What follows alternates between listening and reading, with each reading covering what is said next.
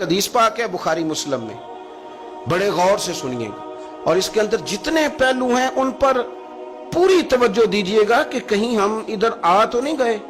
رسول پاک صلی اللہ علیہ وسلم نا ہمارے لیے سب سے بڑے حکیم ہیں، سب سے زیادہ حکمت حضور نے ہمیں بتلائی ہے کہ اس رستے چلو گے تو بچو گے، اس رستے جاؤ گے تو ہلاک ہو جاؤ گے۔ نبی کریم علیہ السلام نے فرمایا، بخاری مسلم ہے، فرمایا 7 ہلاک کرنے والی چیزوں سے بچنا، اگر ان میں تم چلے گئے تو ہلاک ہو جاؤ گے۔ 7 چیزیں ہیں جو تمہیں ہلاک کر دیں، برباد ہو جاؤ گے، تباہ ہو جاؤ گے، ہلاکت کا سفر ہے یہ، 7 چیزوں سے بچو۔ یا رسول اللہ صلی اللہ علیہ وسلم وہ کون کون سی؟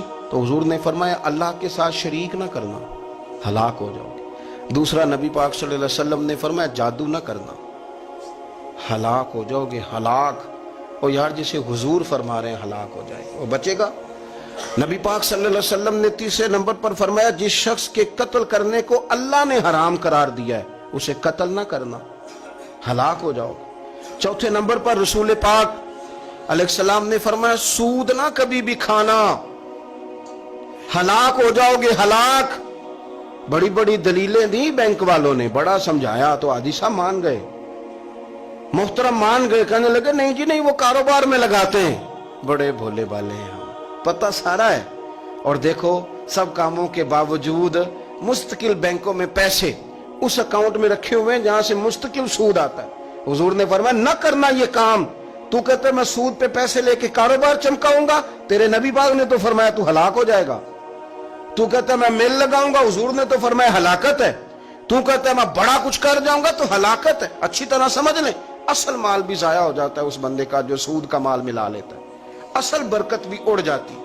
اور میرے نبی پاک صلی اللہ علیہ وسلم نے 5ویں نمبر پہ فرمایا یتیم کا مال نہ کھانا، ہلاک ہو جاؤ گے، نہ کھانا ان کا مال، یہ کروڑوں ہو، اربوں ہو یا 10 روپے ہو، یتیم کا پیسہ نہ کھا جانا، ہلاک ہو جاؤ گے، ہلاکت تمہیں آ لے گی۔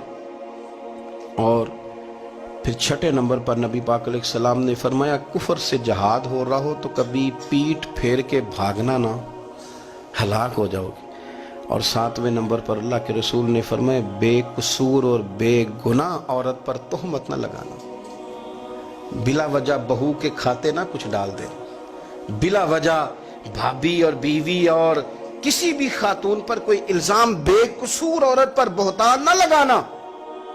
مار مار کے ایک شخص نے بحال کر دیا بیوی کو اور بعد میں پتا چلا کہ جی مجھے شک ہے تویز کراتی ہے۔ کیا آپ کی سوچ ہے؟ مسلمان اللہ کو ماننے والا اور اس باتوں پر الزام لگائے گا تویز کرا کے لاتی؟ بے قصور عورت پر بہتان، ایک تو بات ہے اسے مارنا اور ایک یہ ہے کہ کوئی تکلیف دینا، اور ایک خالی اتنی بات کی کہ بہتان بھی نہ لگانا، اس پر الزام نہ لگانا، یعنی تم نے صرف بے قصور عورت پر الزام ہی لگایا تو حضور فرماتے ہیں ہلاک ہو جاؤ۔